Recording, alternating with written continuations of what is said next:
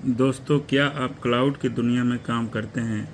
If you are a IT solution architect, enterprise architect, right, and working in cloud industry, अगर आप cloud के लिए काम कर रहे हैं तो ये छोटा सा क्लिप मैं आपके समक्ष प्रस्तुत कर रहा हूँ। ये छोटा सा क्लिप जिससे आपको काफ़ी कुछ बेसिक नॉलेज होगा। अगर आपके पास पहले से है तो ये आपको एक नॉलेज भी देगा। Azure security model, okay. So Azure security model में क्या होता है, पहले हम जानने की कोशिश करेंगे एजोर होता क्या है।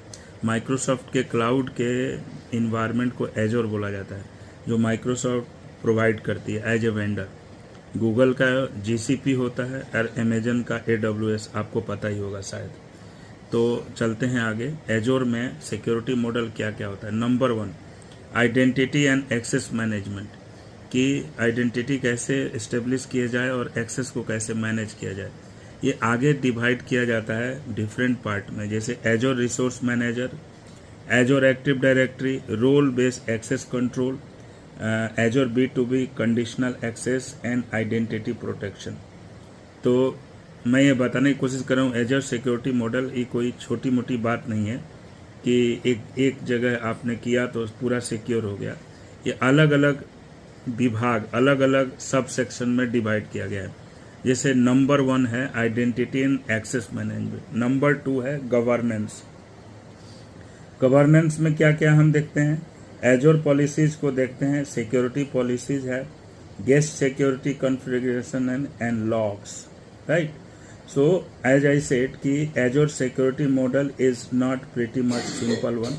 It has been divided and bifurcated in different sorts of categories. For example, the first one was identity and access management.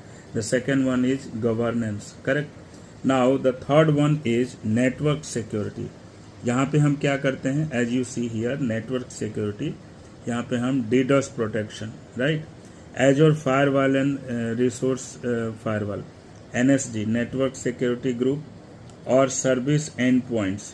सो ये सब कैटेगरी में डिवाइड किया गया है।